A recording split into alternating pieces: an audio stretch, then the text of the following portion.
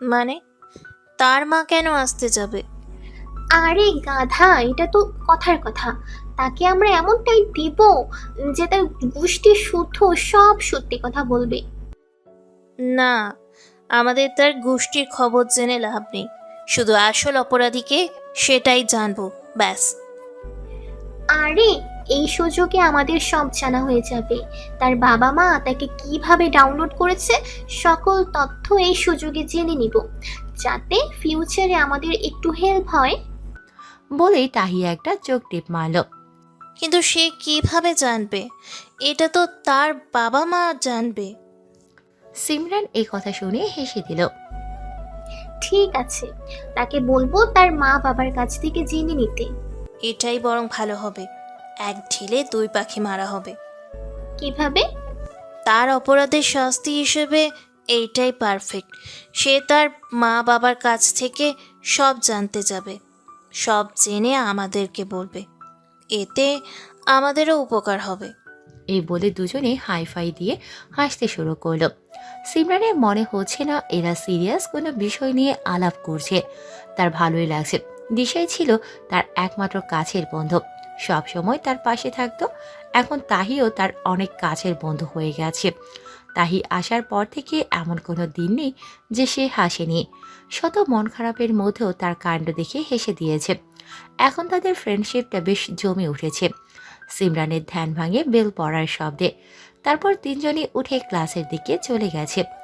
ভার্সিটির সাথে দাঁড়িয়ে আছে জেনি, তার সামনে দাঁড়িয়ে আছে মোনা। মোনা রীতিমতো কাঁপছে, ভয় তার অবস্থা বেহাল। জেনি বলল, শোন, তুই আজকের পর থেকে 4 থেকে 5 মাস ভার্সিটিতে আসবি না। যখন সব কিছু স্বাভাবিক হবে তখন আমি তোকে খবর দিব। ঠিক আছে, তাহলে এখন আমি বেরিয়ে পড়ি। হুম। আর শোন, যত যাই হয়ে যাক না কেন, আমার নামটা কিছুতেই বলা যাবে না, না হলে ভালো করে জানিস আমি কি করতে পারি। মোনার মনে হচ্ছে সে জেনির কথা শুনে অনেক বড় ভুল করেছে। জেনির কথা মতোই সে তখন তাহির ফোন নিয়েছিল। ফোন নিয়ে সেখান থেকে কেটে পড়ে জেনির হাতে দিয়েছিল। তারপর জেনি সিমরানকে মেসেজটা দিয়ে তাহির এখান থেকে রিমুভ করে দিয়েছে। জেনির কথা মতো ফোনটা আবার তাহিরকে ফেরত দেয়। এখন এভাবে ফেসে যাবে মোনা তো ভাবতেই পারেনি। মোনা জেনিকে বলল, হ্যাঁ, তুই চিন্তা করিস না, আমি কাউকে কিছু বলবো না। হুম। এখন কলেজের পেছন দিক দিয়ে চলে যা, কোনোভাবে যাতে ওরা তোকে দেখতে না পায়। ঠিক আছে। এই বলে মোনা সেখান থেকে চলে যায়। আর জেনি মনে মনে বলছে, কাল তুমি বেঁচে গেলে, কিন্তু আমার হাত থেকে এত সহজে তোমার রেহাই নাই। তোমার জন্য আমি শান্তিতে নেই, তোমাকেও আমি শান্তিতে থাকতে দেব না। তারপর জেনিও ছাদ থেকে নেমে গেল। পরপর 2টা ক্লাস করে তিনজনে বের হলো মেয়েটার খোঁজে। সারা ভার্সিটি খুঁজছে, কিন্তু মেয়েটার কোনো দেখাই পাচ্ছে না তারা। এখন তারা তিনজনে সব ক্লাস চেক করছে। না, তারা এত খুঁজেও মেয়েটার কোনো হদিশ পায়নি। সিমরানের এই পর্যায়ে খুব বেশি মন খারাপ হয়ে গিয়েছে। মেয়েটাকে খুঁজে ফেলে অন্তত জানতে পারত অপরাধীকে, তার সাথে কার শত্রুতা, এবং পরবর্তীতে তার কাছ থেকে সাবধানেও থাকতে পারত। দিশা সিমরানের মন খারাপ দেখে বলল, তুই চিন্তা করিস না সিমি, মেয়েটা পালিয়েছে তো কি হয়েছে, আসল অপরাধী নিশ্চয়ই ভার্সিটির ভেতরে আছে, আমরা ঠিক তাকে ধরে ফেলবো। দিশা ঠিক বলছে, তুই চিন্তা করিস না সিমি। যেখানে আমি আছি মনে করবি সেখানে তোর কোনো চিন্তাই নেই। আমি কোনো কৌশল ঠিক বের করে ফেলবো। এই ধর 2-3 মাস লাগবে মাত্র আমার কৌশল বের করতে। তুই এসব নিয়ে একদম ভাবিস না, কেমন? তুই যেখানে আছিস সেখানে আমাদের সবচেয়ে বেশি চিন্তা। কি? ওয়াও, তোরা আমাকে নিয়ে এত চিন্তা করিস? আমি তো ইমোশনাল হয়ে যাচ্ছি। তোরা আমাকে নিয়ে এত বেশি চিন্তা করিস, আমার তো বুক চিরে নাড়ি ভুড়ি সব বেরিয়ে আসতে চলেছে। বুকের বাম পাশে ক্ষত দেখা যাচ্ছে। এত খুশি আমি কই রাখবো? আয় বুকে আয় মেরে লাল। তাহি দিশাকে জড়িয়ে ধরার জন্য এগুলি দিশা তাহিকে 2 হাত দিয়ে সরিয়ে দিয়ে বলল, সর সর দূরে যা, গা থেকে ভাইরাস বের হচ্ছে। সিমরান বেশ বুঝতে পারছে এরা তাকে হাসানোর জন্য এসব করছে। সেও ঠিক করেছে সেও আর মন খারাপ করবে না। তারও বিশ্বাস তারা ঠিক অপরাধীকে খুঁজে বের করবে। সিমরান বলল, চল তাহলে আমরা ক্যান্টিনের দিকে যাই। তোদের এইসব কথা শুনে আমার বড্ড খিদে পেয়ে গেছে রে। চল চল চাই। এরপর তিনজনই ক্যান্টিনের দিকে চলে গেল। ভার্সিটি শেষে তাহি তার বাড়ি চলে গিয়েছে। দিশা আর সিমরান গিয়েছে মার্কেটে সিমরানের নুপুরটা বড় করার জন্য। 30 মিনিট পরে নুপুর বড় করে সিমরান তার বাড়িতে চলে গেল আর দিশা তার বাড়িতে যাচ্ছে। দিশা অনেকক্ষণ ধরে অপেক্ষা করছে কিন্তু কোনো গাড়ি বা রিক্সা পায়নি, তাই সে হাঁটা ধরল। দিশা কখনো বাড়ির গাড়ি আনে না। তার বাবা এত করে বলেছে ভার্সিটিতে আসার সময় গাড়ি নিয়ে আসতে, কিন্তু সে জানিয়ে দিয়েছে সে গাড়িতে করে আসবে না। এখন তো মনে হচ্ছে গাড়ি না এনে সে ভুলই করেছে। এত রোদে দিশার হাঁটতে কষ্ট হচ্ছে। হঠাৎ দূরে তার চোখ যেতে তার চোখ সেখানেই আটকে গেছে। দিশা দেখতে পাচ্ছে যে দেব রাস্তার একপাশে পড়ে থাকা এক বৃদ্ধাকে নিজ হাতে খাবার খাইয়ে দিচ্ছে। পাশে আছে আরো 2টা শিশু, তাদেরকেও দেব খাইয়ে দিচ্ছে। ব্যাপারটা দিশার কাছে খুব বেশি ভালো লেগেছে। সে মুগ্ধ নয়নে দীপের দিকে তাকিয়ে আছে।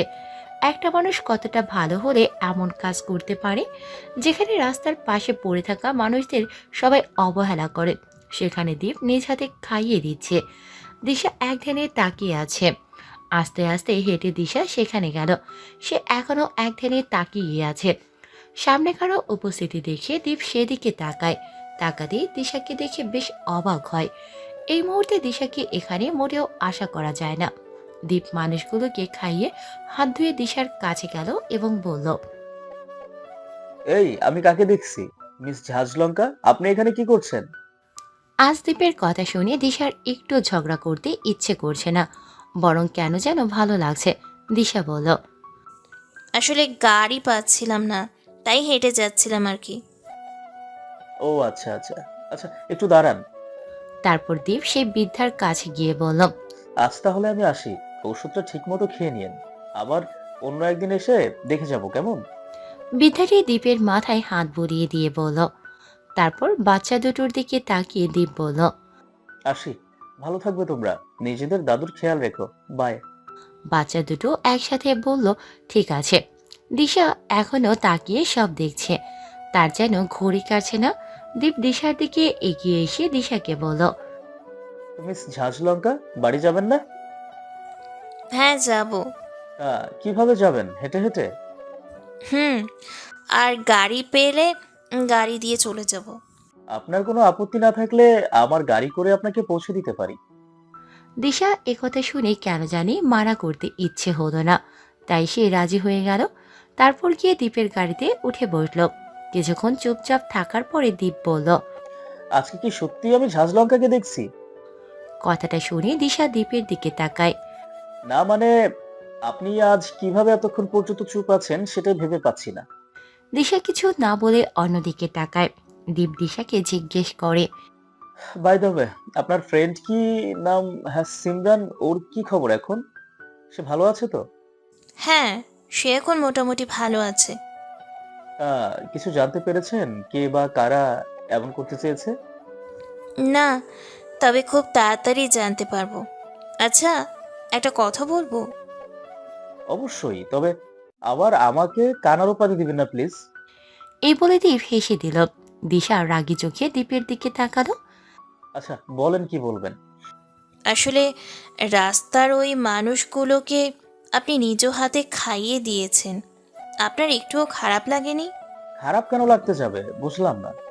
আসলে এখানকার মানুষেরা রাস্তার পড়ে থাকা অসহায় মানুষদের দেখলে ঘৃণা করে, অবহেলা করে। সেখানে আপনি নিজ হাতে খাইয়ে দিয়েছেন, তাই বললাম আর কি। দীপ হালকা হেসে বলল, কারণ রাস্তায় পড়ে থাকা মানুষদের আমি নিজের আপন ভাবি। নিজের পরিবার বলতে কেউ নেই তো, তাই এসব মানুষদের আমি নিজের পরিবার ভাবি, আর এতে খারাপ লাগার তো কোনো প্রশ্নই আসে না। দিশা চমকে দীপের দিকে তাকালো। দীপের পরিবার নেই মানে? দিশা জিজ্ঞেস করল, কেন, আপনার পরিবারের সবাই কই? জানি না, ছোটবেলা থেকেই কখনো পরিবারকে দেখিনি তো, জানবো কি করে? দিশার কেমন খারাপ লাগলো। সে বিষয়টা ঠিকভাবে জিজ্ঞেস করতে যাবে তার আগেই দীপ বলল, মিস, আপনার বাড়ির রাস্তায় চলে এসেছি। সাথে সাথে দিশা গাড়ি থেকে নেমে গেছে আর দীপকে ধন্যবাদ জানিয়েছে। দিশা চলে গিয়ে আবারও ফিরে এসে দীপকে বলল, আমার নাম দিশা, দিশা রহমান। নেক্সট টাইম থেকে মিস না বলে দিশা বলবেন। দীপ দিশার কথা শুনে দুদিকে মাথা নাড়ালো, মানে ঠিক আছে। তারপর দিশাকে বলল, তার মানে নেক্সট টাইমেও দেখা করার ইচ্ছা আছে বুঝি? দিশা কিছুক্ষণ দীপের দিকে তাকিয়ে কিছু না বলে চলে গেল। আর দীপ দিশার যাওয়ার দিকে তাকিয়ে মুচকি এসে সেও চলে গেল নিজ গন্তব্যে। লন্ডনের কুইন্স ভিলেজ নামের একটি শহরের একটি বিল্ডিংয়ের দোতলার রুমে ইজি চেয়ারে বসে আছে একজন লোক। কপালে হাত ঠেকিয়ে গভীর চিন্তায় মগ্ন। কিভাবে সে তার শত্রুকে শেষ করবে সেই চিন্তা করছে। যত রকমের প্ল্যান করা হয় না কেন তা ঠিকভাবে সাকসেস হয় না, তাই এবার লোকটি গভীরভাবে পরিকল্পনা করছে। হঠাৎ লোকটার ফোনে টুং করে একটা শব্দ হয়। লোকটা ফোন হাতে নিয়ে দেখে একজনের ছবি পাঠিয়েছে কেউ। লোকটা কিছুক্ষণ ফোনের দিকে তাকিয়ে ছবিটা দেখে রাগে ফেটে পড়ল আর বলতে লাগলো, আমি যত যাই করি না কেন সকল ক্ষেত্রে সর্বদা আমার থেকে এগিয়ে থাকিস তুই। পড়ালেখা থেকে শুরু করে সকল ক্ষেত্রে বাংলাদেশে গিয়ে এত নামডাক কামিয়েছিস তুই, অথচ আমি কিছুই করতে পারলাম না। তবে চিন্তা করিস না, তোর এই নামডাক বেশি দিন থাকবে না। তুই সহ তোর পুরো পরিবারকে শেষ করে দেব আমি। Just wait and see, and I am coming soon. এ বলে শয়তানিভাবে অট্টহাসিতে হাসতে লাগলো লোকটা। ভার্সিটি থেকে সিমরান বাড়িতে এসেছে কিছুক্ষণ হয়েছে। এসে ফ্রেশ হয়ে বিছানায় নুপুরটা নিয়ে বসেছে। কিছুক্ষণ চেয়ে নুপুরটা পরে নিয়েছে। আজ কত বছর পর সে আবার নুপুরটা পরেছে। এই মুহূর্তে তার ভীষণ মন খারাপ হয়ে গিয়েছিল। তার কাছের একজন মানুষের দেয়া নুপুরটা ঠিকই আছে, অথচ তার কাছের মানুষটাই যে নেই। এসব ভাবতে ভাবতে সিমরানের চোখের কোণ থেকে এক ফোঁটা জল গড়িয়ে পড়েছে।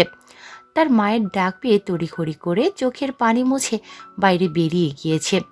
বাইরে গিয়ে দেখছে তার মা খাবার সাজাচ্ছে। সে গিয়ে টেবিলে বসে পড়েছে।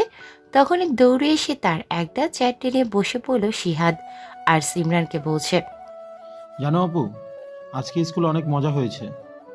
আজকে আমার গার্লফ্রেন্ড তিন্নির জন্মদিন ছিল। এ কথা শুনে সিমরান ভ্রুকুচকে সিহাদের দিকে তাকালো।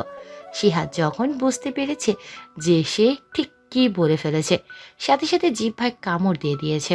সিমরান ভ্রু দুটি নাচিয়ে সিহাদকে বলল, কি ব্যাপার, তোর গার্লফ্রেন্ড মানে স্কুলে যেতে না যেতে গার্লফ্রেন্ডও বানিয়ে ফেলেছিস?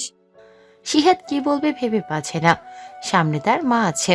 মায়ের সামনে আপুকে সত্যি কথা বললে নির্ঘাত তার আস্ত রাখবে না, তাই আমতা আমতা করে সিমরানকে বলল, আরে আপু কি যে বলো, গার্লফ্রেন্ড না বানালে কি ক্লাস জমে? আর গার্লফ্রেন্ড মানে তো মেয়ে বন্ধু। আমার মেয়ে বন্ধু তিন্নি আর কি। আবার তোমরা আমার প্রেমিকা ভাবনি তো? ভাবে বসনি তো? সিমরান তো রীতিমতো অবাক। তার ভাইটা যে বড্ড পেকে গেছে, দিন দিন দুষ্টুমি করেই চলেছে। সিমরান বলল, তা জন্মদিনে কেমন এনজয় করলি? অনেক দারুণ লাগছে। কেকটা তো আরো দারুণ ছিল, অনেক মজা হয়েছে। তিন্নি আমাকে সবচেয়ে বড় কেকের পিসটা দিয়েছিল। ইস্তিফা বেগম বললেন, ভালো হয়েছে, এখন আর এসব নিয়ে কথা বলতে হবে না, তাড়াতাড়ি খেয়ে নে। তারপর সিমরান আর সিহাদ খাওয়ায় মন দিল। হঠাৎ সিহাদ বলল, আপু আর কিছুদিন পর তো আমারও জন্মদিন। আমার জন্মদিন পালন করবে আপু? আমার জন্মদিনে এমন কেক আনবে? সিহাদের এই কথা শুনে মুহূর্তে সিমরানের খাওয়া বন্ধ হয়ে গেল। ইস্তিফা বেগম তার জন্য খাবার বেরিয়েছিলেন। এই কথা শুনে তিনিও থেমে গেলেন। সিমরান এই মুহূর্তে তার মায়ের দিকে তাকিয়ে আছে। তার মাকে দেখে বোঝা যায় তিনি প্রচণ্ড রেগে গিয়েছে। তিনি সিহাদকে ধমক দিয়ে বললেন, কিসের জন্মদিন? কয়বার বলে দিয়েছি যে তোর কোনো জন্মদিন পালন করা হবে না? কথা কি কানে যায় না তোর? ফের যদি এমন কথা মুখে শুনেছি তাহলে তোর আস্ত রাখবো না আমি। কথাটা বলে ইস্তিফা বেগম না খেয়ে চলে যাচ্ছিলেন। সিমরান উঠে গিয়ে তার মাকে আটকানোর চেষ্টা করল। মা, মা কোথায় যাচ্ছ? ও তো ছোট, ও এসব বুঝে বলো। বুঝবে না কেন? আমি ওকে কতবার না করেছি, তাও এমন বায়না কেন করবে? ছাড় আমাকে সিমি। ঠিক আছে, ওর ভুল হয়েছে, তুমি এখন খেয়ে নাও না প্লিজ মা। আমার আর খেতে ইচ্ছা করছে না, আমার হাত ছাড় না হলে। সিমরান সাথে সাথে তার মায়ের হাত ছেড়ে দিল। তার মা না খেয়ে নিজের রুমে চলে গেল। সিমরান শিহাদের দিকে তাকিয়ে দেখছে সে কাঁদছে।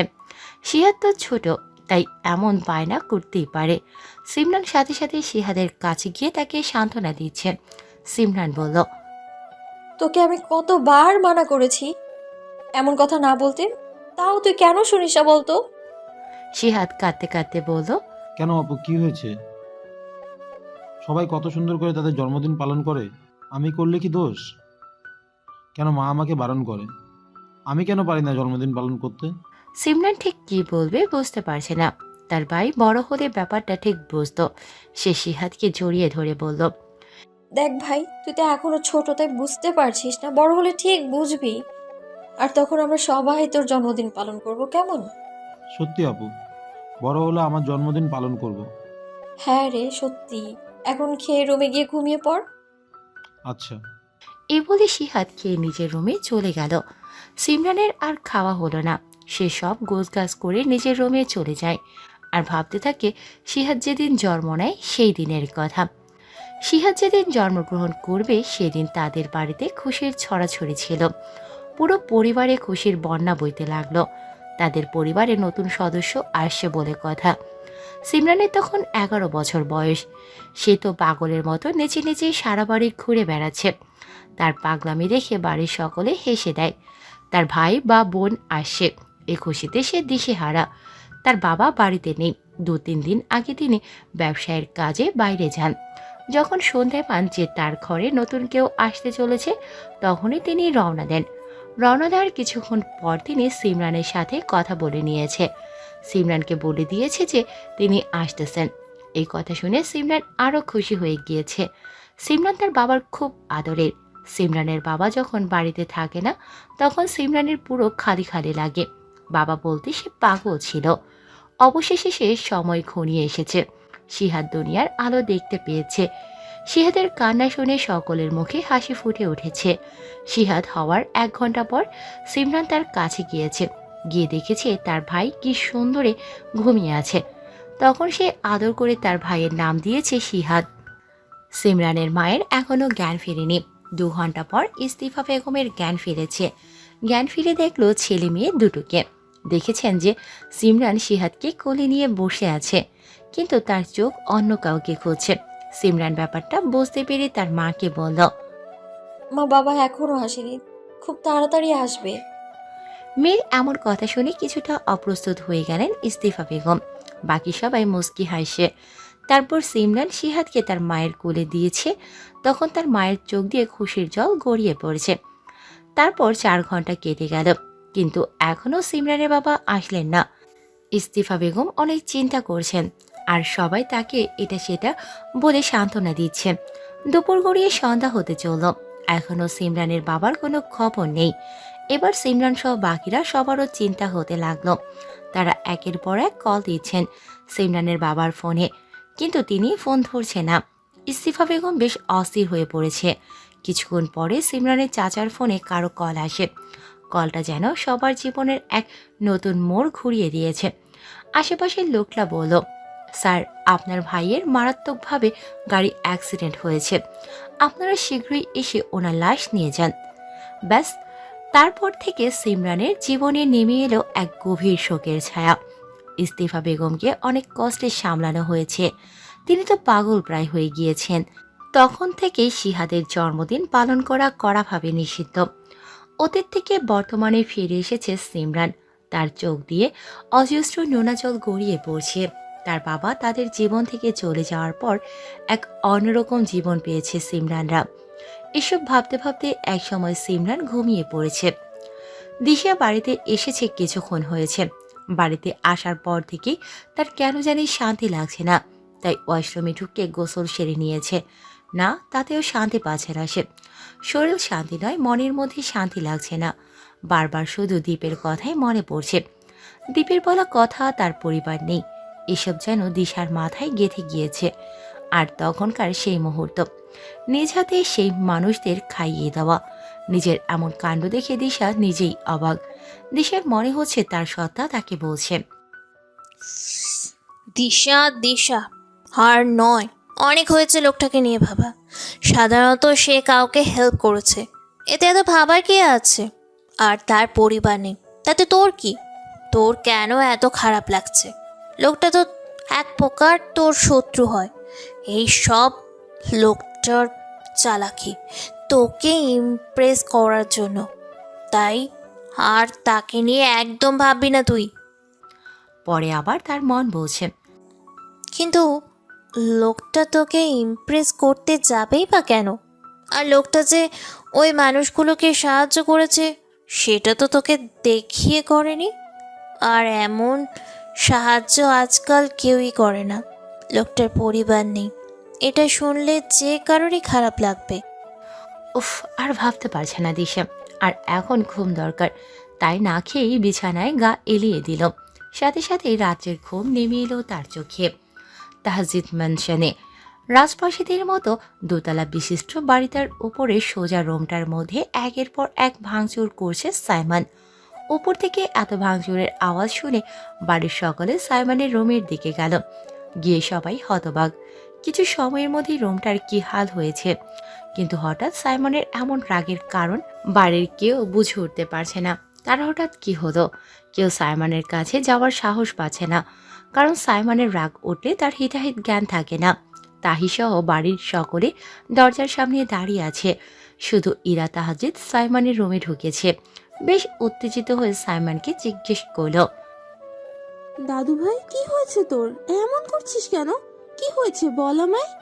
দাদি, সরে যাও, এক্ষুনি আমার রুম থেকে বেরিয়ে যাও, লিভ। ইরা তাহাজিদ হাল ছাড়লেন না। তিনি সাইমনকে থামানোর অনল চেষ্টা করছেন। অবশেষে সক্ষম হয়েছেন। সাইমন এবার চেঁচিয়ে বলল, এই মহিলার ছবি আমার রুমে কে এনেছে? কার এত বড় সাহস? আমি বলছি না যে মহিলার কোনো চিহ্ন যাতে এই বাড়িতে না থাকে?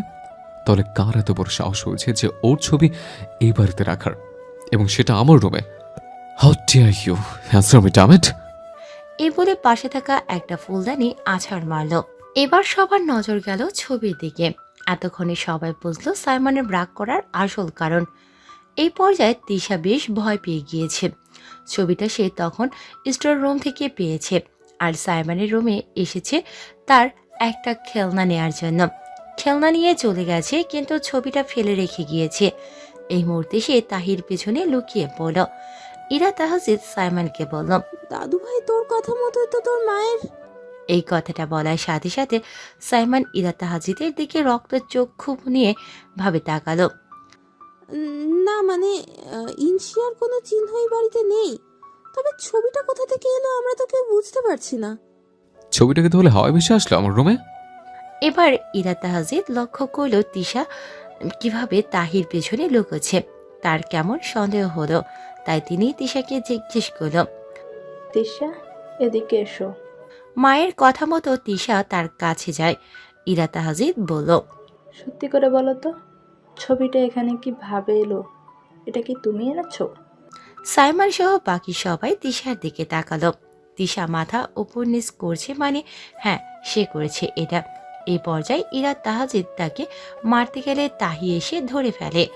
ইরা তাহাজিদ রাগীভাবে বললেন, মা, তুমি ওর গায়ে হাত দিচ্ছিলে কোন সাহসে? জানো না ও ছোট মানুষ? না মা, ও দিন দিন যথেষ্ট অসভ্য হয়ে যাচ্ছে।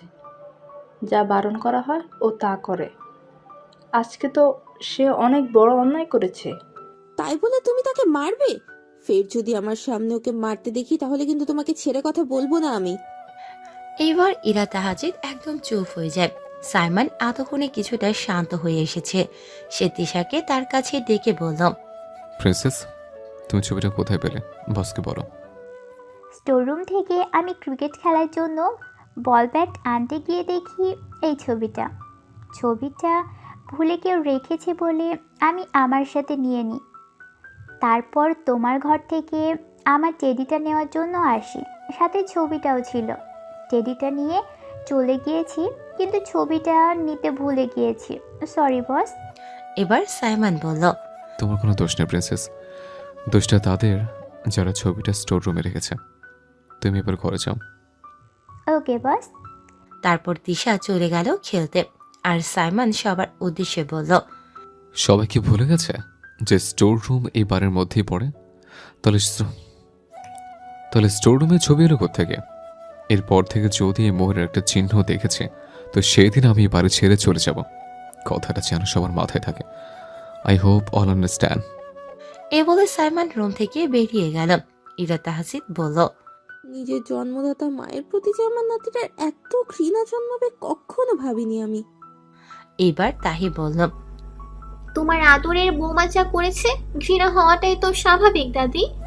এই বলে তাহি সেখান থেকে চলে গেল। ইরা তাহসিদ ভাবছেন তার নাতি নাতনি দুটোই তাদের মাকে প্রচণ্ড ঘৃণা করে। অবশ্য ঘৃণা করাটা নিতান্তই স্বাভাবিক।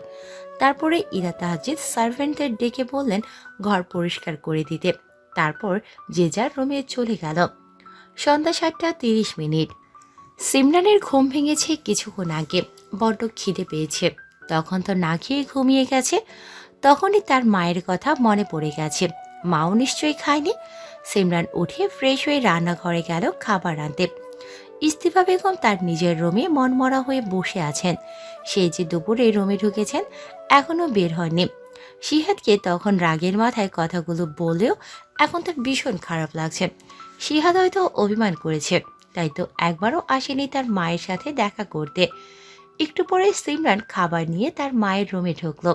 সিমরান দেখলো তার মা কেমন চুপ হয়ে বসে আছে। খাবারটা টেবিলে রেখে তার মায়ের পাশে গিয়ে বসলো। তার মা তার দিকে না তাকিয়ে বললেন, খাবারটা নিয়ে যা সিমি, আমার একদম খেতে ইচ্ছা করছে না। দেখো মা, তুমি এটা নিয়ে এখনো পড়ে আছো এখানে। সিয়াদ বাচ্চা ছেলে, ওর এমন ইচ্ছে তো হতেই পারে বলো। তার আশেপাশে সবাই জন্মদিন পালন করছে, সেই জন্য তারও ইচ্ছে হয়েছে। সে তো আর বোঝে না, তাই তো এমন বায়না করেছে। বুঝলে কি আর করতো বলো। ইস্তেফা বেগম চুপ করে আছেন। সিমরান তো ঠিকই বলেছে, সিহাদ তো এখনো বাচ্চা, ওইসব বোঝে নাকি। কিন্তু তাকে তো আমি অনেক বারই না করেছি। ছোট মানুষ সে, সেই জন্যই তো ভুলে গেছে। এখন তুমি খেয়ে নাও তো। বলেছি না খাবো না, খাবার নিয়ে যা।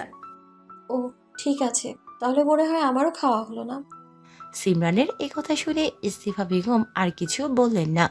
তিনি খুব ভালো করে জানেন যে সিমরানও খায়নি, আর তাকে না খাইয়ে সে কিছুতেই ছাড়বে না।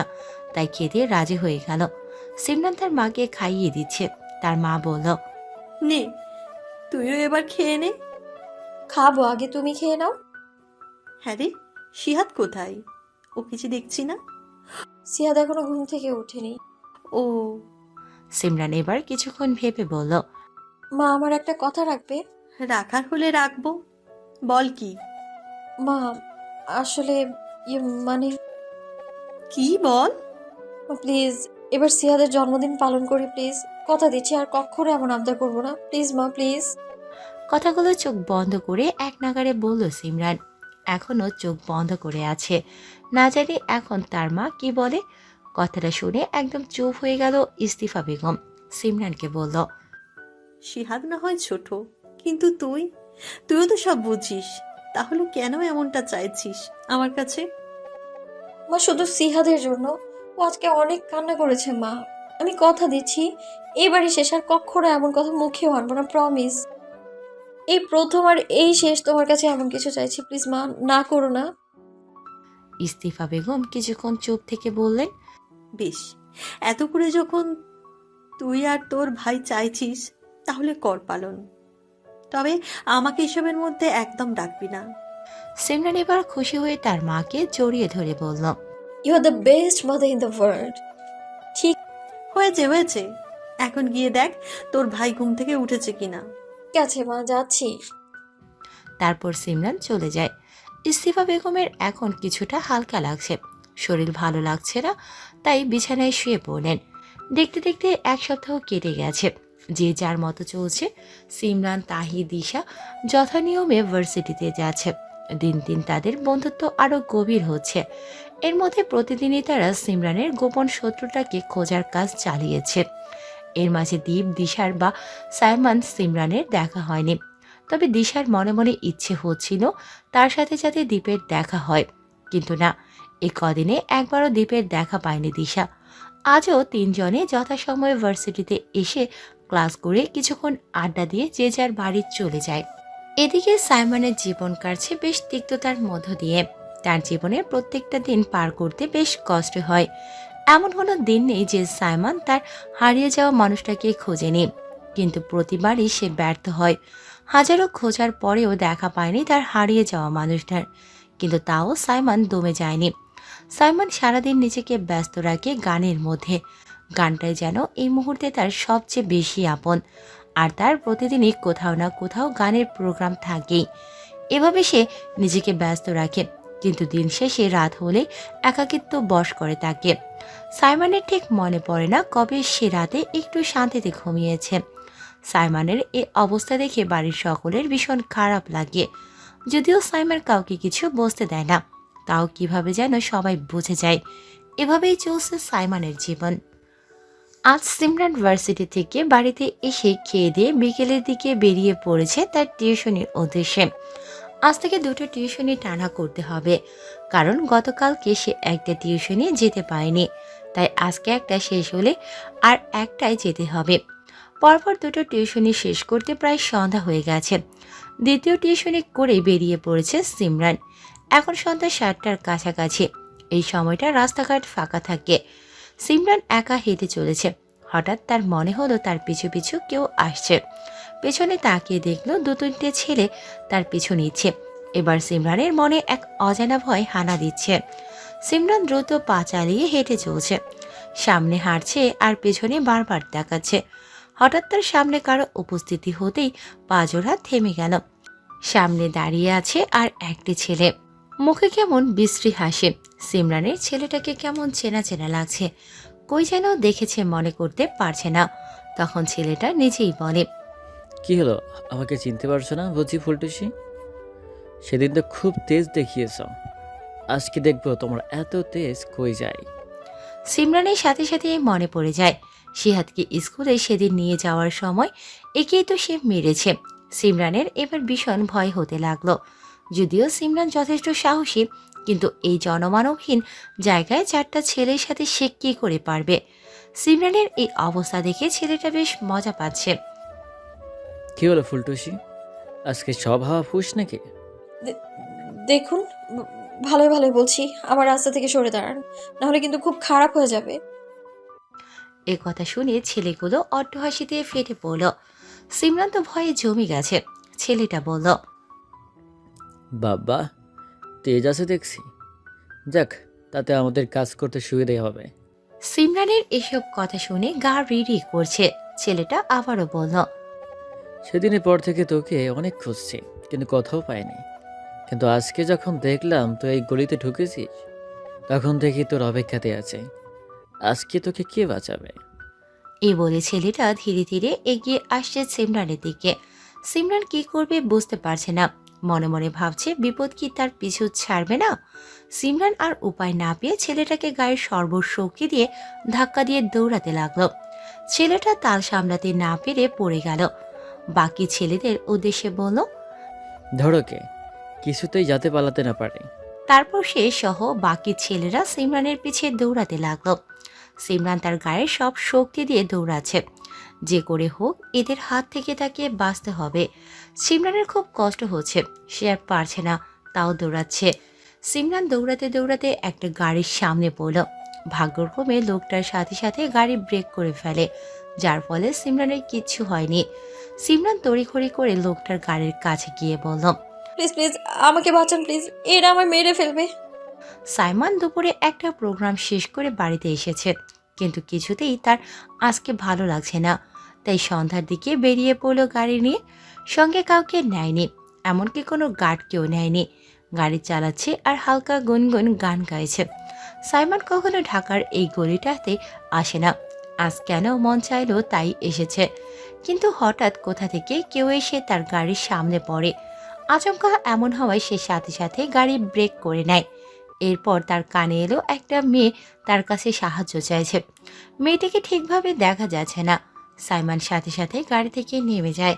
গাড়ি থেকে নেমে সিমরানকে দেখে সাইমন বেশ অবাক হয়। এখন সে এই মুহূর্তে এই মেয়েকে দেখবে তা কখনোই ভাবেনি। সিমরানের পিছে কিছু ছেলেদেরকে দাঁড়িয়ে থাকতে দেখে ব্যাপারটা বুঝতে বাকি নেই তার। সিমরান তো সাইমনকে দেখে ঠায় হয়ে দাঁড়িয়ে আছে। সাইমন এখন এখানে এইভাবে? ছেলেগুলো এখনো সাইমনকে ঠিকভাবে দেখতে পায়নি, যার কারণে সেদিনের ছেলেটা সাইমনকে উদ্দেশ্য করে বলছে, এ আমাদের শিকার, আমাদের শিকারকে আমাদের হাতে তুলে দে। তুই চাইলে আমাদের সাথে মজা নিতে পারিস। ছেলেটার এমন কথা শুনে মুহূর্তে সাইমনের রাগে পুরো মুখ লাল হয়ে গেল। চোখ দুটো অসম্ভব রকম লাল হয়ে গেছে, মনে হয় যেন এখনই এই চোখ দিয়ে এদের গিলে খাবে। সাইমন সাথে সাথে ছেলেটার কলার ধরে দিয়েছে এক ঘুষি। মুহূর্তে ছেলেটার নাক দিয়ে গল গল করে রক্ত বের হতে লাগলো। সিমরানের এটা দেখে প্রচুর আনন্দ হচ্ছে। বাকি ছেলেরা এতক্ষণে সাইমনকে চিনে ফেলেছে। চিনে ফেলতেই তারা সেখান থেকে পগার পার। আর সেদিনের ছেলেটা বলল, স্যার স্যার ছেড়ে দিন, আমার অনেক বড় ভুল হয়ে গেছে, ছেড়ে দিন। আমি বুঝতে পারিনি, আপনি আর কখনো এমন করবো না, ছেড়ে দিন স্যার। ছেড়ে দিব?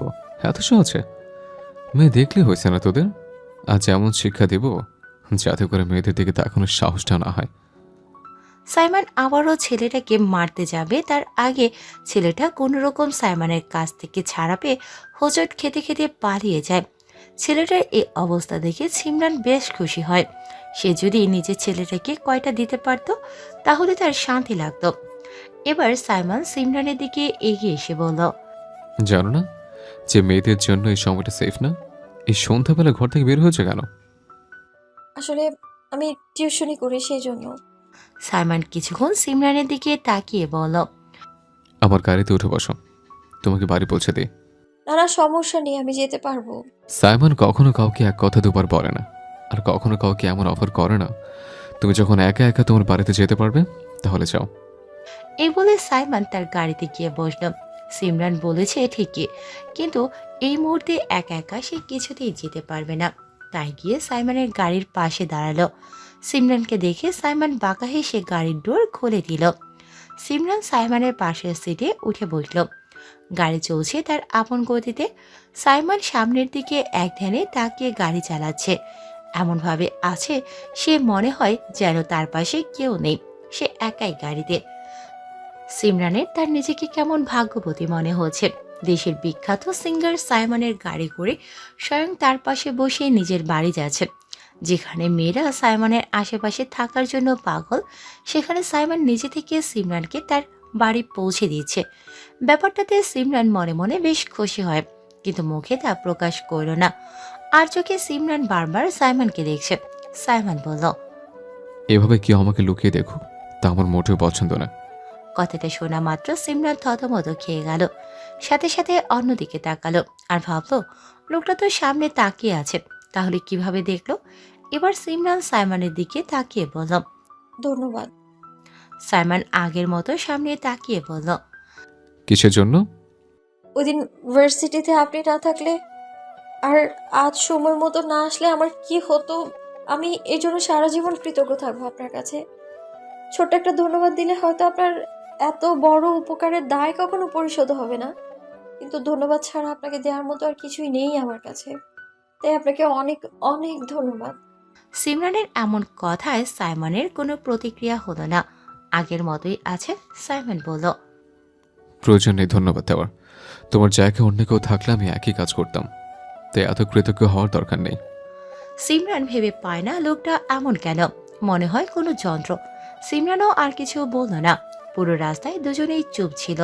তারপর সিমরান বলল, গাড়ি থামান, চলে এসেছি।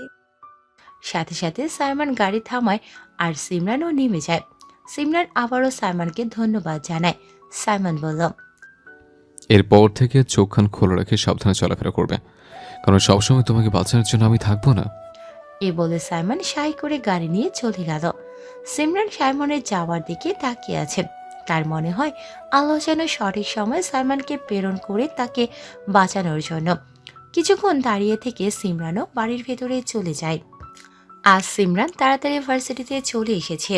এখনও দিশা বা তাহির কোনো খবর নেই। সিমরান একা একা তাদের আড্ডা দেওয়ার গাছটার নিচে বসে আছে, অপেক্ষা করছে তাহি আর দিশার, অথচ একটারও আসার নাম নেই। গেটের দিকে বারবার তাকাচ্ছে শুধু। হঠাৎ সিমরান দেখতে পেল একটা মেয়ে কেমন মুখ ঢেকে লুকিয়ে ভেতরে ঢুকছে। অন্য সবাই তো ঠিকভাবেই ঢুকেছে, তাহলে এই মেয়ে এইভাবে কেন ঢুকছে? সিমরানের বেশ খটকা লাগে ব্যাপারটা। মেয়েটা এমনভাবে হাঁটছে মনে হয় যেন কেউ তাকে তাড়া করছে। সিমরান কিছু একটা ভেবে বসে না থেকে মেয়েটার পিছু নিল। মেয়েটা যেদিকে যাচ্ছে সিমরানও সেদিকেই যাচ্ছে। ভার্সিটিতে ঢোকার সময় সবার আগে সিমরানকে চোখে পড়ে মোনার। সাথে সাথে একরাশ ভয় তাকে গ্রাস করে বসে। তাই সে মুখে ওড়না দিয়ে মুখ ঢেকে এক প্রকার লুকিয়ে ভার্সিটিতে ঢুকলো। কিন্তু শেষ রক্ষা হলো না। সিমরান তার পিছু নিচ্ছে। জেনির কথা মতো মোনা ভার্সিটিতে আসতো না, কিন্তু কিছুদিন পরে তাদের এক্সাম। তাই টিচাররা বলেছে সকল স্টুডেন্টকে উপস্থিত থাকতে হবে। তাই সে উপায় না পেয়ে এসেছে। কিন্তু এখন কি হবে? মোনা তাড়াতাড়ি হেঁটে একটা রুমের দিকে চলে গেল। মেয়েটাকে রুমের ভেতরে ঢুকতে দেখে সাথে সাথে সিমরান সেখানে দাঁড়িয়ে যায়। মেয়েটাকে তার কেমন সন্দেহ হচ্ছে, তাই আর দেরি না করে দ্রুত তাহির নাম্বারে কল দিল। দুবার রিং হওয়ার পর তাহি কল ধরেছে। সিমরান তড়িঘড়ি করে বলল, হ্যালো তাহি, কই তুই? তাড়াতাড়ি আয়। কেন সিমি, কি হয়েছে? আর আমি চলে এসেছি গেটের সামনেই। তাড়াতাড়ি 102 নাম্বার রুমের সামনে আয়। ওকে, আসছি। সিমরানকে কারোর সাথে কথা বলতে দেখে এই সুযোগে মোনা সেই ক্লাস থেকে বেরিয়ে যায়। সিমরান সেটা দেখতে পায়নি। কিছুক্ষণ পর তাহি আর দিশা একসাথে সিমরানের কাছে এসেছে। সিমরানকে রুমের ভেতরে উকি ঝুঁকি দিতে দেখে তাহি জিজ্ঞেস করল, সিমি, কি হয়েছে? আর এইভাবে উকি মারছিস কেন ক্লাসে? কোনো উগান্ডা কি মনে ধরেছে নাকি আবার? তাহির কথা শুনে সিমরান পেছনে তাকিয়ে বলল। এসে গেছিস? তারপর সিমরান দিশা আর তাহিকে বিস্তারিত সব বলল। দিশা বলল, আমার মনে হয় মেয়েটা নিশ্চয়ই সেই দিনের মেয়েটা হবে। আমারও তাই মনে হচ্ছে। চল তাড়াতাড়ি ভেতরে গিয়ে দেখি। তারপর তিনজনই ভেতরে ঢুকলো। কিন্তু ভেতরে গিয়ে কোথায় মেয়েটাকে দেখতে পেল না তারা। পুরো ক্লাসরুম খুঁজেছে, কিন্তু কোথাও মেয়েটার ছায়াও দেখতে পায়নি তারা। দিশা বলল, কি হলো সিমি, মেয়েটা কই? সিমরান বলল, আমিও ঠিক বুঝতে পারছি না।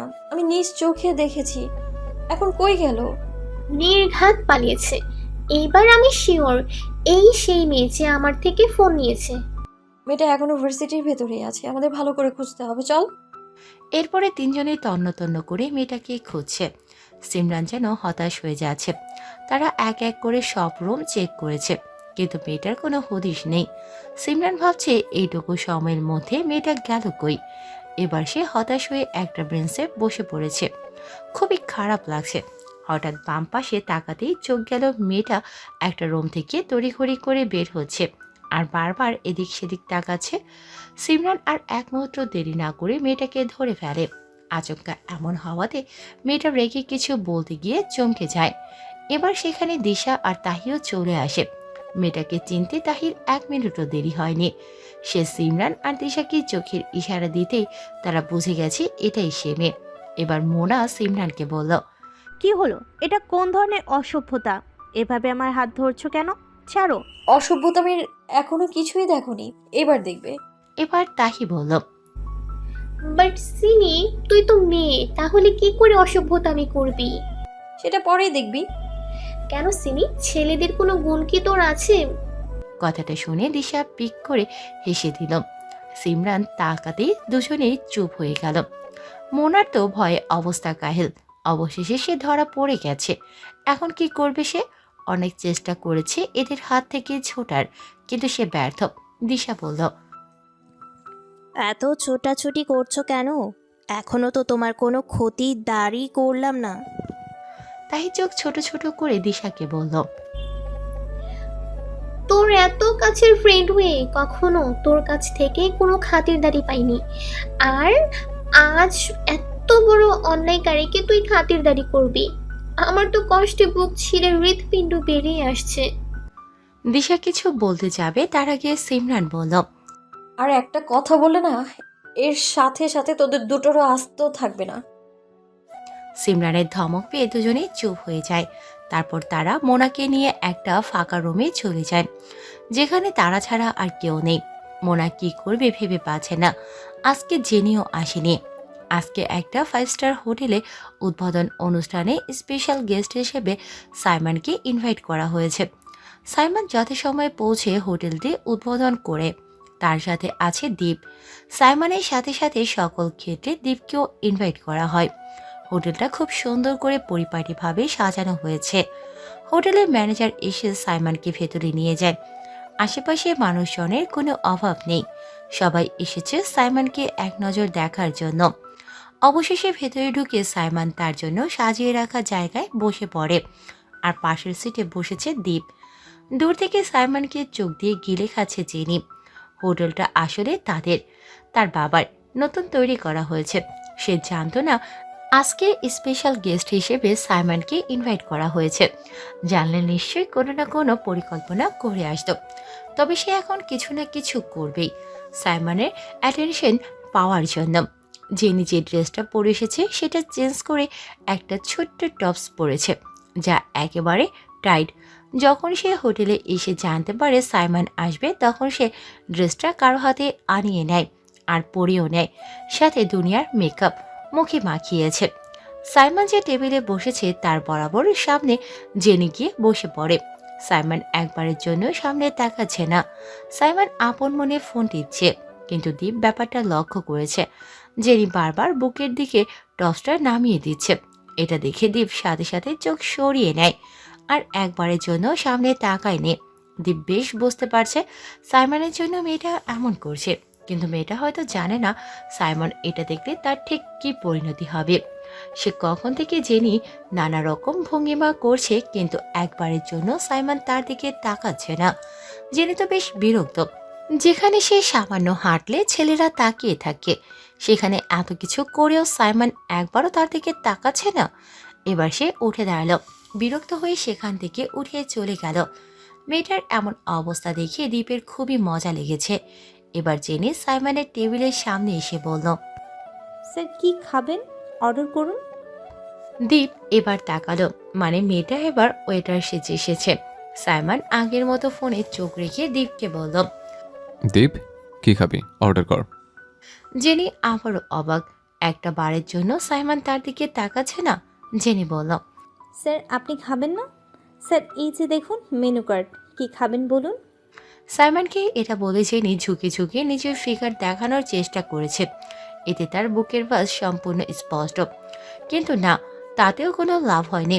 সাইমন তাকাচ্ছে না, তাও জেনি হাল ছেড়ে দেয়নি।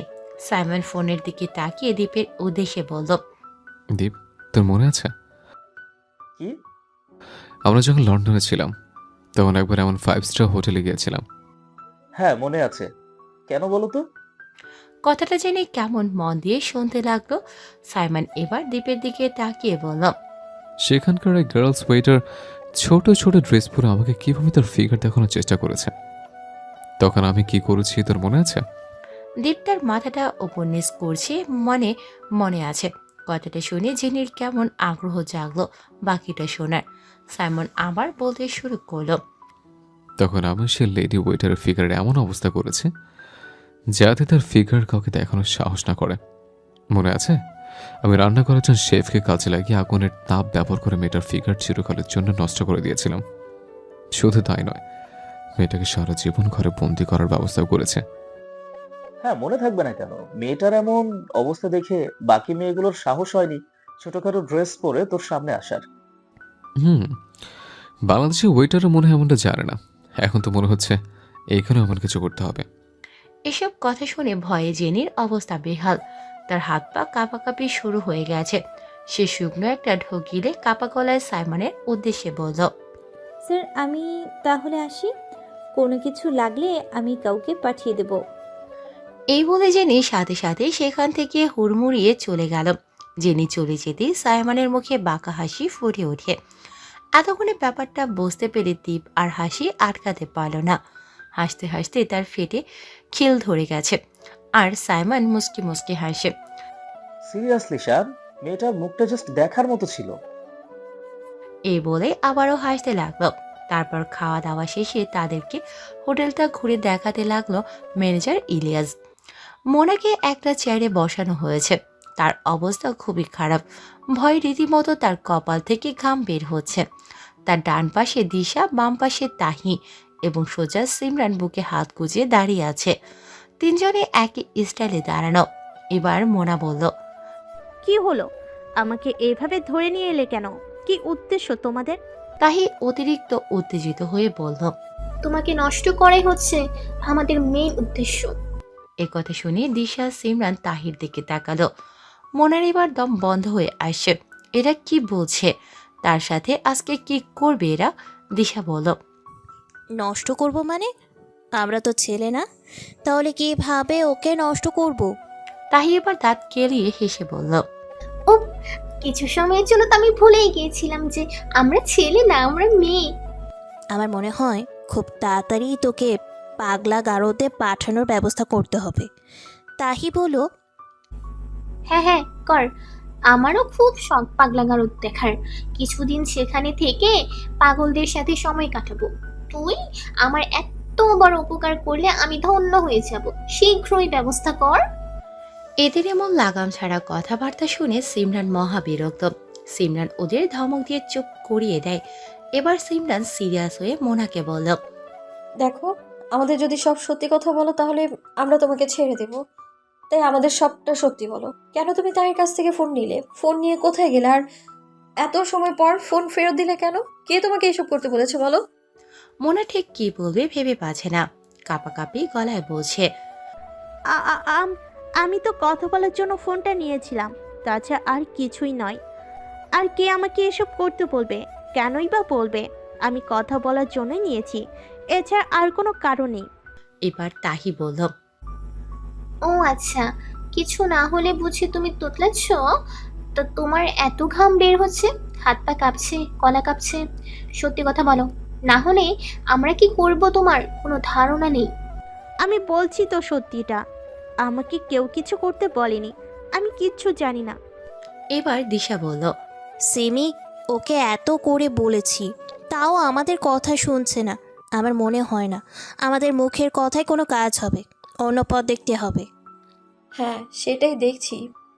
শোন, তুই ক্যামেরাটা অন কর। আমি সকল স্টুডেন্ট আর টিচারদের ডেকে আনছি। সবার সামনেই ও সব সত্যিটা বলবে, আর ওর সব সত্যি বলা ইন্টারনেটে ছেড়ে দেওয়া হবে। এই বলে সিমরান যেতে নিলে মোনা চেঁচিয়ে বলল। না না, কোথাও যেও না, আমি বলছি, সব সত্যি বলছি। সাথে সাথে সিমি থেমে যায়। তাহি বলল। अब আয়না উঠ পাহাড় के नीचे। সিমরান বলল। তাহলে দেরি না করে বলে ফেলো। তারপর মোনা এক এক করে সব বলল। সব শোনার পরে মুহূর্তে সিমরান, দিশা, তাহি হতবাক হয়ে যায়। জেনি জেনি সব করেছে? সিমরানের সেই গোপন শত্রুতা তাহলে জেনি? জেনে যে সিমরানকে সহ্য করতে পারে না সেটা ওরা জানে, কিন্তু এমন একটা কাজ করবে ওরা কেউ ভাবতেও পারেনি। এবার যেন সিমরানের প্রচণ্ড রাগ হচ্ছে। সিমরান মোনাকে বলল। আমরা যে এসব জেনে গেছি সেটা যেন জেনি জানতে না পারে। আর আমাদের কথা মতো তোমাকে আমরা ছেড়ে দিচ্ছি। আবারও বলছি, জেনি যেন এইসব কিচ্ছু টের না পায়। আমাদের কোনো হেল্প লাগলে তোমাকে করতে হবে। ঠিক আছে, তোমরা যা বলবে তাই হবে। তারপর মোনা সেখান থেকে চলে যায়। দিশা বলল। তাহলে সিমি, এখন কি করবি? সেটা এখনো ভেবে দেখিনি, পরে ভাবা হবে। এখন তোরা বাড়ি চলে যা। ঠিক আছে। তারপর তিনজনই বাড়ি চলে যায়। সন্ধ্যা 7টা। সিমরান তার রুমে বসে আছে। আজকে সত্যিটা জানার পর থেকে এই নিয়ে ভেবেই চলেছে। ভালো লাগছে না কিছু। জেনির প্রতি তার রাগ বেড়ে যাচ্ছে। এই মেয়েটা তার জীবন নষ্ট করতে চেয়েছে। তাকে তো সিমরান এমনি এমনি ছেড়ে দেবে না। তাকে শাস্তি দেওয়ার উপায় খুঁজছে। নিজ হাতে শাস্তি দেবে তাকে। অনেকক্ষণ ভাবার পরে দিশা আর তাহিকে কল করে বলেছে কালকে তাড়াতাড়ি যেতে এবং কি কি করতে হবে সব শিখিয়ে দিল। পরের দিন ভার্সিটিতে তিনজনই যথাসময়ে চলে এসেছে। দিশা আর তাহিকে কি করতে হবে সব সিমরান বুঝিয়ে দিয়েছে। তাহি বলল। আজকে তো বেশ জমে যাবে। আজকে একদম উচিত শিক্ষা হবে মেয়েটার। আজকের পর থেকে কারোর সাথে এমন করার সাহস করবে না আশা করি। তারা সবাই এসব ব্যাপারে আলাপ করছে আর জেনির আসার অপেক্ষা করছে। সিমরান তাহির উদ্দেশ্যে বলল। তাই তুই আর দিশা গিয়ে মোনাকে নিয়ে আয়, ওর কাজটাও ওকে বুঝিয়ে দিই। তাহি ওকে বলে দিশাকে নিয়ে মোনাকে ডাকতে চলে গেল। কিছুক্ষণ পর মোনাকে নিয়ে সিমরান কাছে এলো। সিমরান বলল। শোনো, তোমাকে আমাদের একটা কাজ করে দিতে হবে। বলো, কি করতে হবে? আমি সব করব। ওই দিন আমাকে যে রুমে জেনি তোমার কাছে পাঠিয়েছে সেই রুমে আজ তুমি জেনিকে পাঠাবে। কিন্তু কিভাবে? সেটা তুমিই জানো, শুধু কাজটা যেন ঠিকভাবে হয়। ঠিক আছে, কিন্তু কখন পাঠাবো? প্রথম ক্লাসে পর। ওকে। এই বলে মোনা সেখান থেকে চলে যায়। কিছুক্ষণ পরে ওরা দেখলো জেনি হেলে দুলে ভার্সিটিতে ঢুকছে এবং ওদের দেখে মুখ বাঁকা করে চলে যায়। তা দেখে দিশা বলল, ওর এমন ভাব দেখে আমার গা পিত্তি জ্বলে যাচ্ছে। তাহি বলল, আরে আরে, যত ইচ্ছা ভাব করে নিক, কিছু সময় পর আর এত ভাব থাকবে না। ঠিকই বলেছিস। তারপর তিনজনেই তাদের ক্লাসে চলে যায়। সেদিন সিমরানকে যে বিল্ডিংয়ে অপদস্থ করার ব্যবস্থা করা হয়েছে সে বিল্ডিংয়ের সেই রুমেই জেনিকে একটা চেয়ারের সাথে বেঁধে রাখা হয়েছে। জেনির ছাড়া পাওয়ার জন্য ছোটাছুটি করছে, এমন অবস্থা করছে যেন এই মুহূর্তে চেয়ারটা ভেঙে ফেলবে সে, আর রাগে চিৎকার করছে আর বলছে তাকে ছেড়ে দেওয়ার জন্য। আমাকে এভাবে বেঁধে রেখেছিস কেন তোরা? ছেড়ে দে, না হলে কিন্তু ভালো হবে না। তোদের কাউকে আমি ছাড়বো না, ছাড় বলছি। কিন্তু না, তার কথা যেন কেউই কানে নিচ্ছে না। কিছুক্ষণ আগে জেনি তার ক্লাসে ঢোকার পর জানতে পারে যে মোনা ভার্সিটিতে এসেছে। এ কথা জানার পর জেনি চিন্তায় পড়ে যায়, সাথে প্রচুর রাগও হয়। ওকে এত করে বারণ করার সত্ত্বেও সে ভার্সিটিতে এসেছে, একবার দেখা পাক তাকে এর শাস্তি দিয়েই ছাড়বে। মনে মনে এসব ভেবে বসে পড়ে একটা বেঞ্চে। তাদের প্রথম ক্লাস শেষ হলো, কিন্তু মোনাকে জেনি ক্লাসে দেখেনি। কিছুক্ষণ পর জেনির ফোনে মোনার কল আসে। মোনার কল দেখে সাথে সাথে রিসিভ করে। জেনি রাগীভাবে মোনাকে বলল, কি হলো? তোকে না বলেছি আমি না বলা ছাড়া আসতে না? তাহলে এসেছিস কেন? কোন সাহসে? আর সেটাই তোকে বলার জন্য কল করেছি। মানে? তোর সাথে আমার একান্ত জরুরি কথা আছে, তা ফোনে বলা সম্ভব নয়। আমি ভার্সিটিতে আছি, তুই সেদিনের বিল্ডিংটাই চলে আয় যেখানে আমরা সিমরানকে পাঠিয়েছি। দ্রুত চলে আয়। এই বলে মোনা সাথে সাথে কল কেটে দেয়। জেনিও মোনার কথা মতো সেই বিল্ডিংয়ে চলে যায়। বিল্ডিংয়ে গিয়ে কোথাও মোনাকে দেখতে পাচ্ছে না। দেখতে না পেয়ে সামনে এগোচ্ছে, ঠিক তখনই কেউ পেছন থেকে তার মুখ চেপে ধরে। সে আর কেউ নয়, দিশা। দিশাকে দেখে জেনি বেশ ঘাবড়ে যায়। তারপরে তাহি আর দিশা দুজনে জেনিকে ধরে রুমে নিয়ে যায় আর চেয়ারের সাথে বেঁধে দেয়। তারপরে সেখানে সিমরানকে দেখতে পায় জেনি। তার আর কিছু বুঝতে বাকি নেই, নিশ্চয়ই এরা সব জেনে গেছে। বর্তমানে সিমরান এবার জেনির দিকে তীক্ষ্ণ দৃষ্টিতে তাকিয়ে বলল, এবার বলে ফেলুন কেন এমন করেছেন। জেনি কিছুটা ঢোক গিলে বলল, মানে আমি কি করেছি? আমি কিছুই করিনি। ওরে ন্যাকা, আমার কিছু বুঝে না, এত কিছু পড়েও আবার কিছু বলেনি। আচ্ছা, দেখুন, সব স্বীকার করুন, কেন এমন করেছেন। বলছি তো আমি কিছু করিনি, কি স্বীকার করব?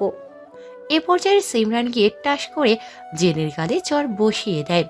মুহূর্তেই জেনি রাগে সিমরানের দিকে তাকায় এবং সিমরানকে রাগীভাবে বলল, তোর এত বড় সাহস আমাকে চর মারিস? তোর কোনো ধারণা আছে আমি কোন স্ট্যাটাসের মেয়ে? এই স্ট্যাটাস দেখবো আজকে কই যায়। অনেকক্ষণ ধরে আপনার এসব সহ্য করছি, আমরা জেনে গেছি সব আপনি করেছেন। এবার জেনি চিৎকার করে বলল, হ্যাঁ হ্যাঁ, আমি করেছি, সব আমি করেছি। কেন, কি শত্রুতা আমার সাথে আপনার? জেনি এবার তার ছেলের হাসি হেসে বলল, প্রথম দিন থেকে ভুলে গেছিস তুই? প্রথম দিন তুই আমাকে ঠিক আজকের মতোই মেরেছিস, আমার পা মুচড়ে দিয়েছিস। এই জন্য দুদিন ঠিকভাবে হাঁটতে পারিনি। তারপর সেদিন ভুলে সস লেগে গিয়েছিল তোর জামায়, সেজন্য তোর ফ্রেন্ড দুটো বিশাল কালি মাখিয়ে দিয়েছিল আমার মুখে। আমার এত দামি ফেসটা দুদিনের জন্য নষ্ট করে দিয়েছিল, শুধুমাত্র তোর জন্য। যেখানে আমার দিকে কেউ চোখ তুলে তাকালে তাকে আমি শাস্তি দেই, সেখানে তুই আমার সাথে এসব করে কি ভেবেছিস তোকে আমি এমনি এমনি ছেড়ে দেব? তাই আমি ঠিক করেছি তোকে এই ভার্সিটি থেকে বিদায় করব, কিন্তু এমনি এমনি না, এমনভাবে বিদায় করব যাতে তুই সহ তোর এই মুখ আর কাউকে দেখাতে না পারিস। তাই আমি লোকটাকে কল করে টাকা দিয়ে এসব করতে বলেছি। সব শুনে সিমরানের রাগে সারা শরীর ফেটে যাচ্ছে যেন। সিমরানের সাথে সাথে তাহি আর দিশাও প্রচুর রাগ হতে লাগলো। সিমরান আবারও জেনির গালে তার গায়ের সর্বশক্তি দিয়ে চড় মারল এবং বলতে শুরু করলো। শুন তাহলে, প্রথম দিন থেকে এই পর্যন্ত আমি কোনো দোষ করিনি। প্রথম দিন তুই আমাকে কি বলেছিস ভুলে গেছিস? তুই আমাকে ছোট করে অনেক কথা বলেছিস, তাতে আমার কিচ্ছু যায় আসে না। কিন্তু তুই আমাকে বলেছিস তোর জুতো পরিষ্কার করার জন্য। কেন, আমি কি তোর জুতো পরিষ্কার করার জন্য এসেছি? তাই তোকে চট দিয়ে বুঝিয়ে দিলাম যেন আর কাউকে এমন কথা বলতে না পারিস। তারপর সেদিন তুই ইচ্ছে করে আমার জামায় সস লাগিয়ে দিয়েছিস, কিন্তু তার জন্যও আমি তোকে কিচ্ছু বলিনি। আমার ফ্রেন্ডরা যে এমন করেছে সেটা আমি জানতামও না। আমার ফ্রেন্ডরা যা করেছে একদম বেশ করেছে, কিন্তু তারপরে এত বড় একটা অন্যায় করেছিস তুই। তোকে তো আজ আমি এর প্রাপ্য শাস্তি দেব।